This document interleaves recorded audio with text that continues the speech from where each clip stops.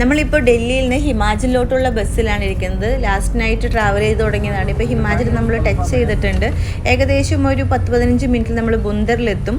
ബുന്ദറിൽ എത്തിക്കഴിഞ്ഞ് കഴിഞ്ഞാൽ ബുന്ദറിൽ നിന്ന് കസോളിലോട്ട് local transport bus അങ്ങനെ എന്തെങ്കിലും എടുക്കണമെന്ന് നമ്മൾ നേരത്തെ പ്ലാൻ ചെയ്തിട്ടുണ്ടായിരുന്നു. സോ ബുന്ദറിൽ എത്തിയതിന് ശേഷം അവിടെ ലോക്കലിലൊക്കെ ചോദിച്ച് ഈ ബസ് വരുന്നവരെ ഞങ്ങൾ കാത്തു നിന്നു. ബസ്സിൽ ഒരാൾക്ക് 20-25 രൂപയ്ക്ക് നേരെ കസോൾ എത്താൻ പറ്റും ബുന്ദറിൽ നിന്ന്.